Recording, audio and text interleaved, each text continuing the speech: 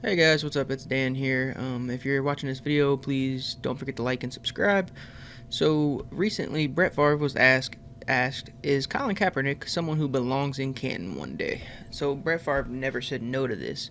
Instead, he goes on to call him a hero, and he compares him to Pat Tillman and what Pat Tillman sacrificed, saying that he'll get the same hero status as Pat Tillman is pretty much what he expects him to obtain. Um, I think Brett Favre was actually scared to say no to that because he's seen what happened to Drew Brees. But still, we need to stop feeding this bullshit narrative.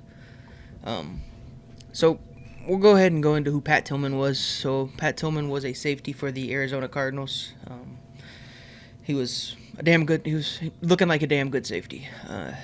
And basically, after the 9/11 terrorist attacks, he decided he wanted to enlist in the Army. So he did finish out his 2001 season, and then 2002 he joined up to become an Army Ranger. Is what he wanted to be, and he achieved that. He was assigned to the 2nd Battalion of the 75th Ranger Regiment. So, and then in 2003 he actually served his first tour of duty in Iraq.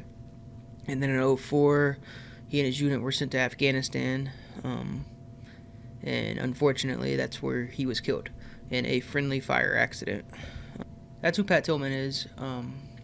Now, if you watched my last video on who Colin Kaepernick is as a player, he was essentially a inaccurate quarterback, had very low completion percentages, and he took a bunch of sacks. He was sacked 1 out of every 10 plays, and we discussed how that was a drive killer, and it is a drive killer. You only score touchdowns on like 7% of the plays if you get a sack in that drive, and he almost got sacked every drive. So he was the most sacked quarterback since David Carr, but the difference is Kaepernick had one of the best elite lines for a majority of his career.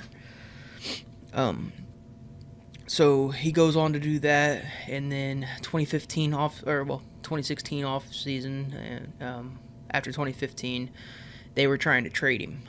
The 49ers were trying to trade him, but no one wanted him. The only team that actually made an offer was Denver, and they didn't want to pay Kaepernick what Kaepernick wanted, so Denver was really uninterested as well. So no one was interested then. And then in the 4th preseason game, Kaepernick goes on to kneel. So he kneels then. Blaine Gabbert had already beat him out in training camp for the starter position. Kaepernick goes on to eventually gain the starter position because Gabbert sucks as well, but he did have a better completion percentage than Kaepernick. And then Kaepernick goes on to lose pretty much every game. I think that he won 1 game.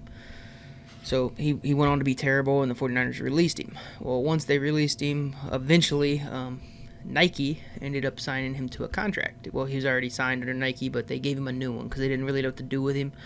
So instead, so they started up a campaign, and it is believe in something, even if it means sacrificing everything. Kind of like Pat Tillman, but no. But this is for Colin Kaepernick. So it leads me to believe that Cap was just kneeling because he knew his time in the NFL was just coming to an end. So he created an opportunity for himself to be the face of oppression. So he's basically Jesse Jackson or Al Sharpton at this point. He gets to cash a check for crying about non-existent systematic oppression. Talk about privileged. So to answer the question, fuck no, he doesn't belong in Canton.